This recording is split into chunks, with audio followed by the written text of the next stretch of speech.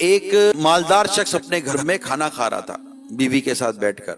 اتنے میں دروازہ بجا. بیوی گئی. کون ہے؟ تو کہا کہ کوئی مانگنے والا آیا ہے, غریب ہے, کوئی مسکین سا آدمی تھا.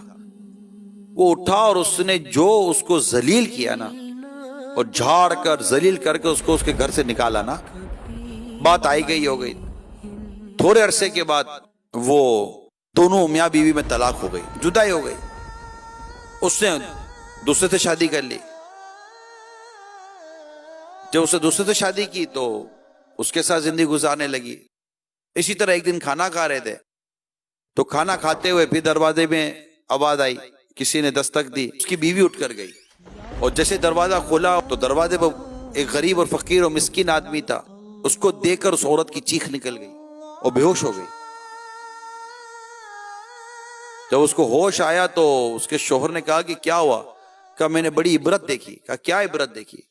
کہا جو دروازے پر جو مانگنے والا آیا تھا یہ میرا سابق شوہر تھا. تو بولا کیا ہوا تھا؟ ہوا یہ تھا کہ جب میں اس کی بیوی تھی تو ہمارے گھر پر ایک فقیر آیا تھا.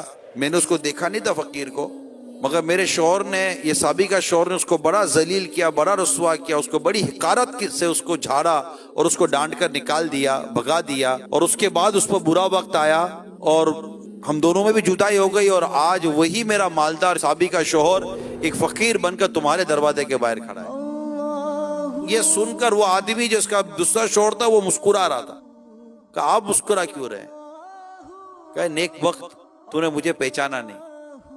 کیا ہوا؟ کہا میں وہی فقیر ہوں جس کو اس نے گھٹیا کر کے باہر نکالا تھا. میں وہی ہوں.